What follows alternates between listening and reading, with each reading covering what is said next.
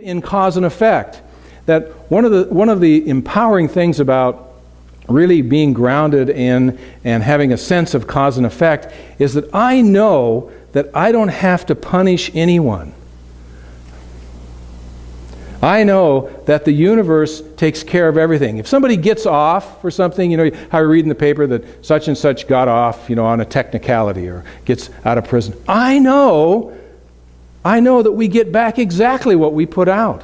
I know the universe brings everything back into balance. I know that at the very depths of my being. So I don't have to worry about it. Now, it doesn't mean that we don't have rules and regulations in our culture, because we need things to organize us and be able to function together, and we need consequences and all those kinds of things. But I know that there's a bigger law that's going on. There's a bigger dynamic, a bigger spiritual process that's happening. And so I just affirm that and ground that into my experience. When I was a minister in Reno for 6 years, one of the ways in which Karen and I, my wife Karen and I, were able to be co-ministers of a smaller church and survive financially is that I did a lot of weddings. And I did a lot of weddings at the MGM Grand Wedding Chapel. And I did weddings that other ministers would not do. They just wouldn't do. They had their standards and so on and so forth, and they wouldn't do it. But I was willing to do it because I knew that my job wasn't to judge whether somebody wanted to get married or not, or whether they should get married or not. It wasn't about shoulds or shouldn'ts or any of that sort of thing. It was about being present in a way in which I needed to be present. And so I had, as a result of that, I had the opportunity to marry people from all over the world. And that was in the late 80s, and that was when the Eastern Bloc nations were opening up. And so I did weddings from people from East Germany and from Romania and from all these places around the world. Many of them couldn't even speak English. They had interpreters there, or even if they didn't have an interpreter, they just, I say, they do this, and we get through the ceremony. And there were people that would come to get married, and it was like they were standing waiting for a bus. They'd be like this. And so I wonder why they're getting married. I have that sort of process, but it wasn't my job to judge. And I had other people that would show up, and they were just amazingly in love. I mean, there was this. You were privileged to stand in the presence of that energy, because when it shows up, you know it. When it's there, you can feel it. It's palpable. It's real. And I'd be going along, because on Saturdays sometimes I'd have 16 weddings, and so I'd be going along, and you kind of get into this thing. And all of a sudden somebody would show up deeply in love, and it was like, whoa! It's like I was injected with energy and vitality, and it was worth it. The whole day was worth it, and it was powerful. And so I had the opportunity also especially at that time, to do a lot of commitment ceremonies for gays and lesbians, couples. Because, in the late 1980s, early 90s, that was like, even now it has an edge to it sometimes, but back then it was really, not something that, there's a lot of discussions about whether it should even be done, but I did them. And they were some of the most incredible experiences that I had in performing ceremonies. Because, you're in the presence of incredible love. It's about two people. These are my brothers and my sisters. And I get to show up in a way in which I can empower their lives in some form or fashion. Because at that time, to have a minister acknowledge your commitment to each other was a powerful and in many cases a very healing experience for those who were dealing with this what do you want to call it? It's not a condition. This life style, this way in which they are, or the way in which they're being. So I realize that, we must act out of our need and our experience and our perception of the world, and that's what we do. And if we understand that every single person on this planet acts out of their lens of the world, out of their how they grew up, what was the lifestyle that they lived in?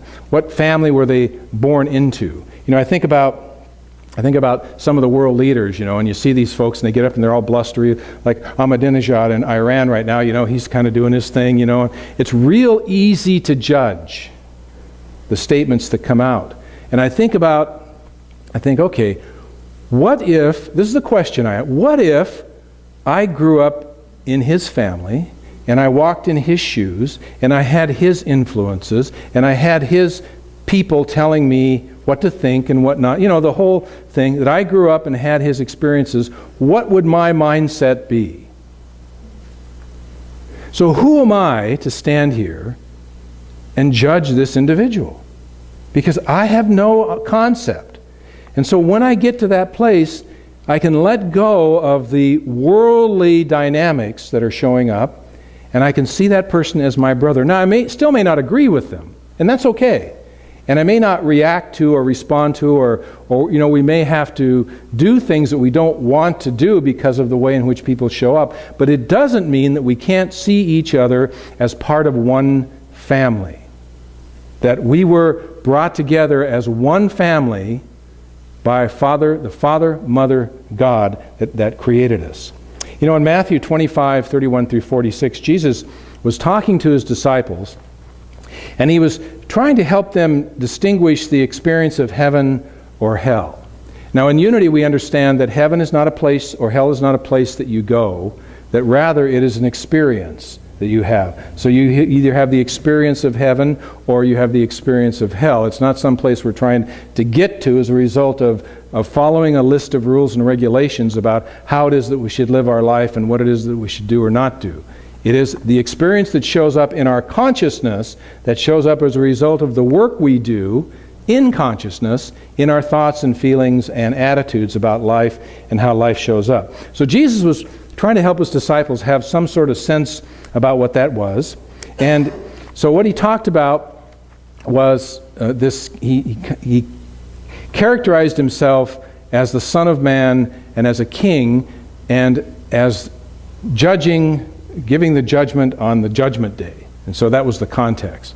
And so he talked about it in relation to a shepherd, and he said, okay, the shepherd will separate the goats from the sheep. And so we have the sheep and the goats. Now the implication is the sheep are the good guys, and the goats aren't. And that I can get that. Goats are kind of gnarly, and they do their thing, and they eat all kinds of stuff. And so he's kind of using that analogy in terms of the goats and the sheep.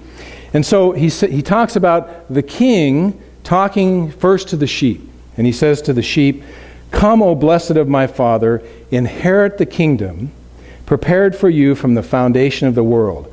For I was hungry, and you gave me food. I was thirsty, and you gave me drink. I was a stranger, and you welcomed me. I was naked, and you clothed me. I was sick, and you visited me. I was in prison, and you came to me."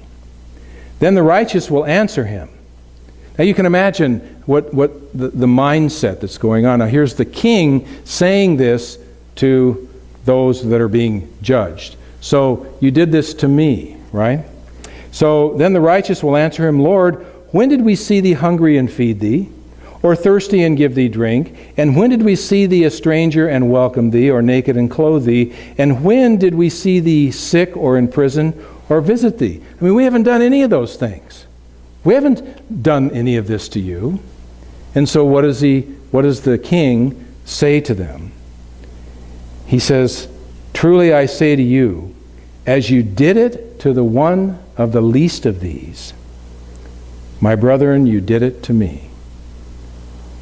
As you did it to one of the least of these, my brethren, you did it to me.